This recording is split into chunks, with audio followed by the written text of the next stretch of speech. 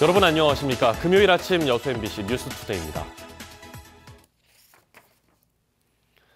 지난 2011년부터 추진됐던 광양국도 2호선 대체도로 공사가 어제 끝났습니다.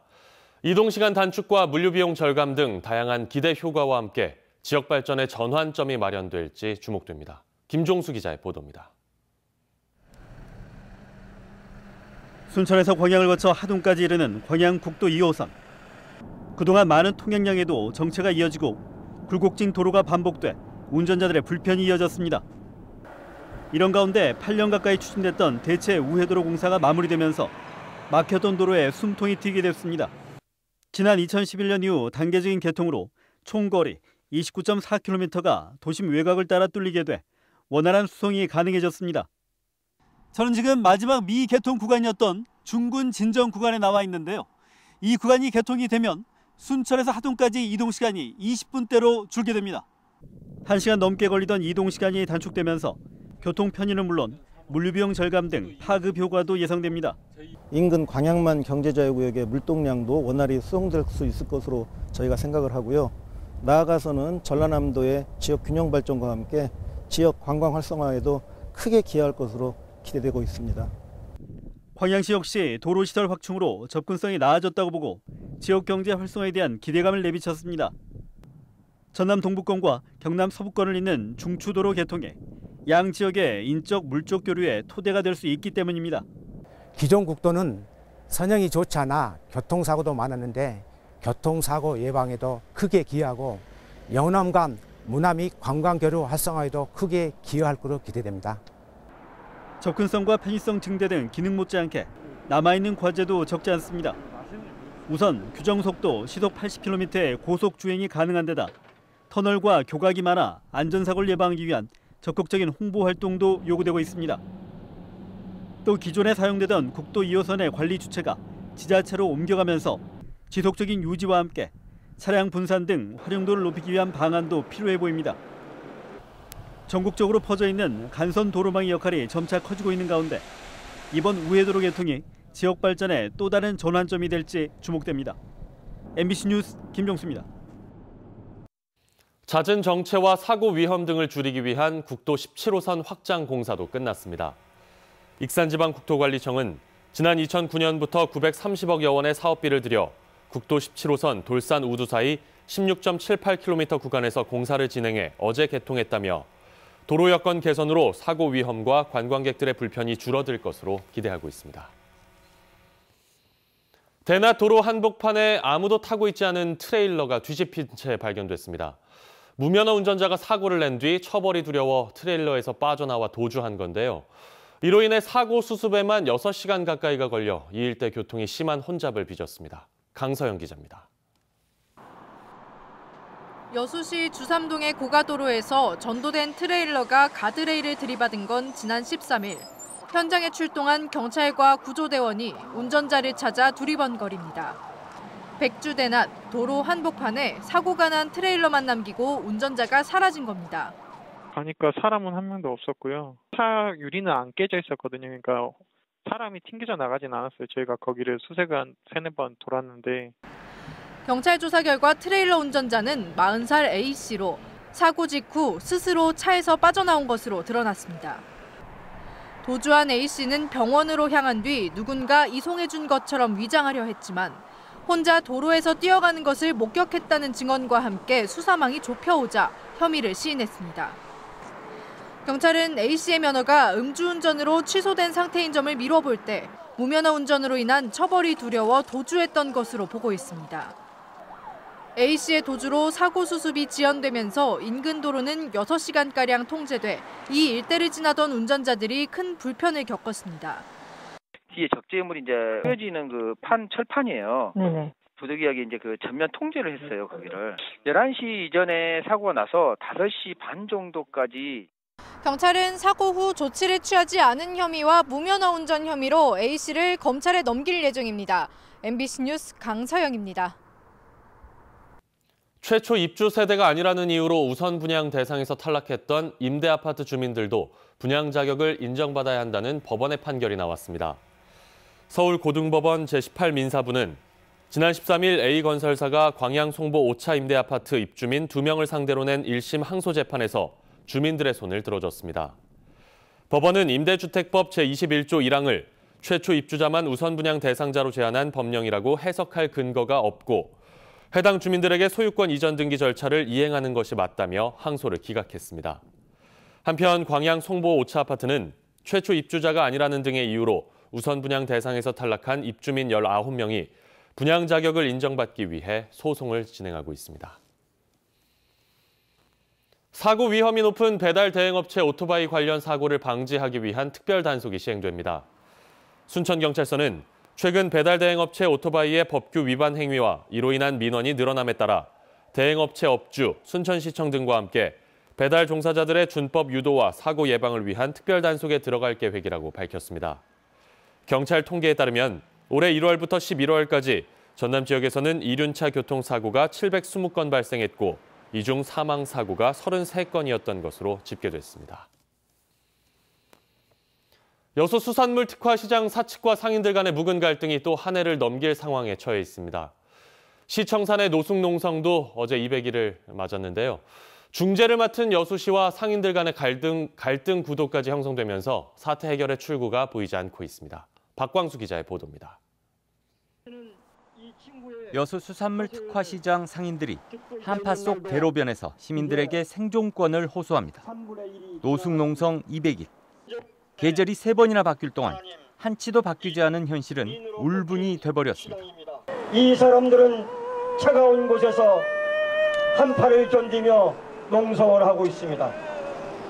너무 서운하죠. 많이 울었죠. 진짜 너무 우리 식구들 춥고 태풍에 5번이나 태풍 만났고.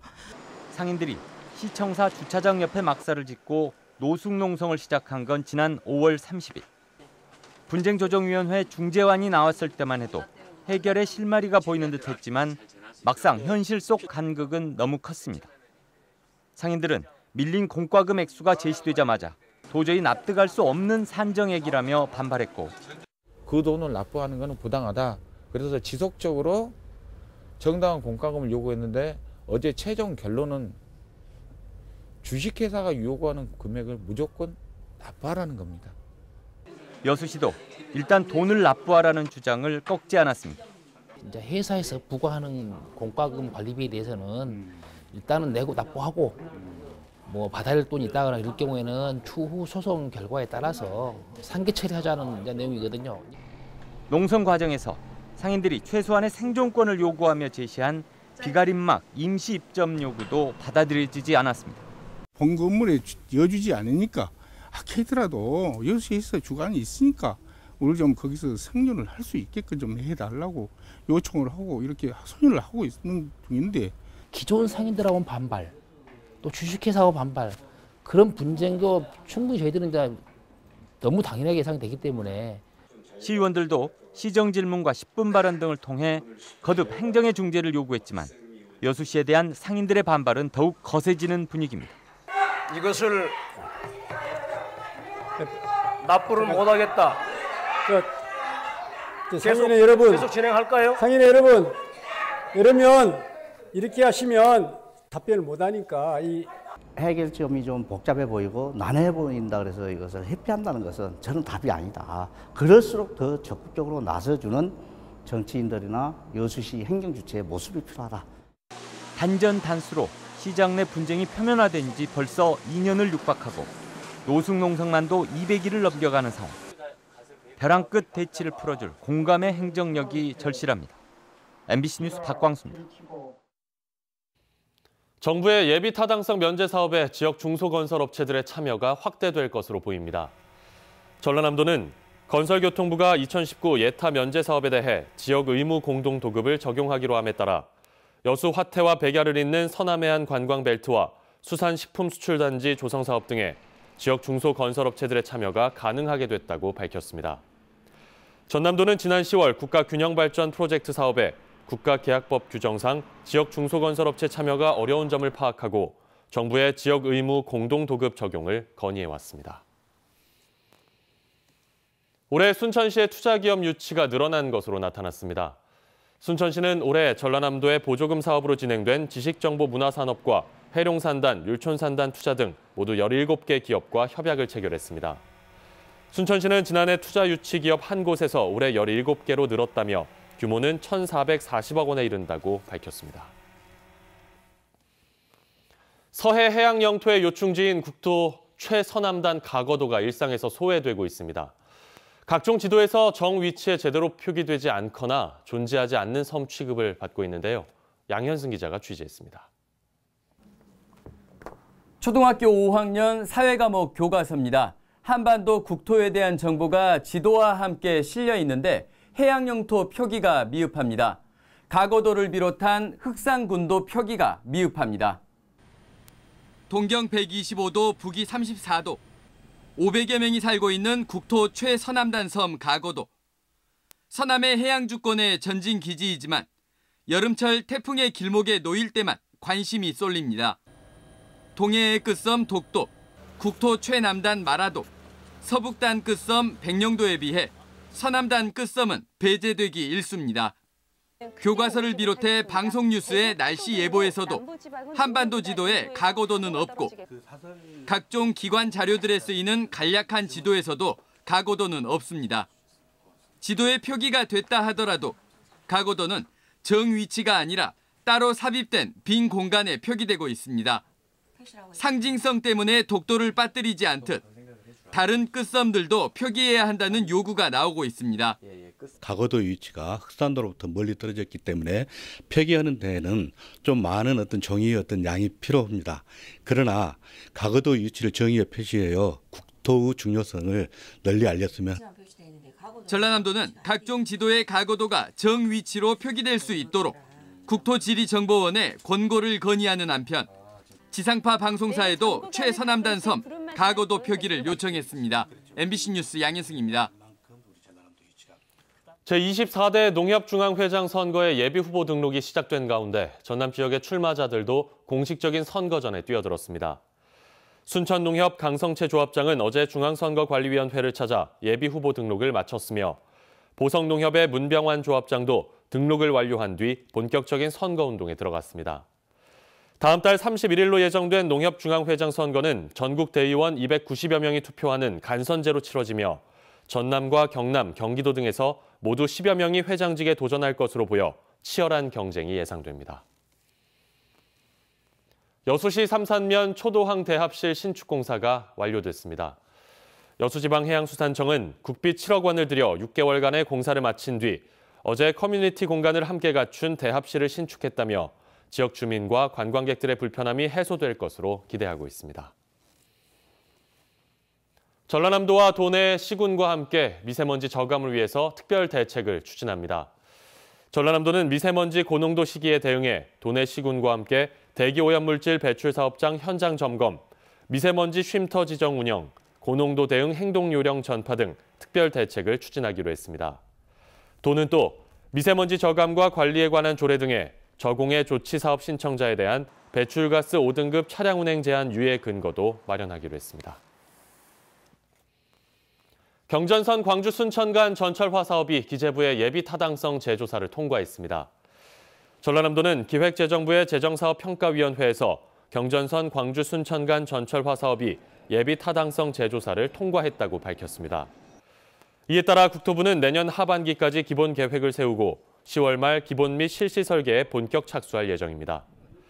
한편 경전선 전 구간이 전철화돼 개통되면 목포에서 부산까지 2시간 24분이 소요되고 광주에서 부산까지 2시간 36분이 소요돼 영호남 문화 교류와 관광 활성화에 기여할 전망입니다. 충남과 호남 곳곳에 남아있는 눈구름마저도 이내 약해질 텐데요. 다만 이 눈구름 뒤로 찬 공기가 계속해 유입되고 있어서 도로 곳곳이 얼어붙어 미끄러울 수 있겠습니다. 블랙 아이스로 인한 사고가 빈번한 만큼 출근길 안전운전 하셔야겠습니다. 추위는 내일 낮부터 차츰 풀리겠고요. 다만 미세먼지가 짙어질 가능성이 있기 때문에 조심하셔야겠습니다. 날씨 전해드렸습니다.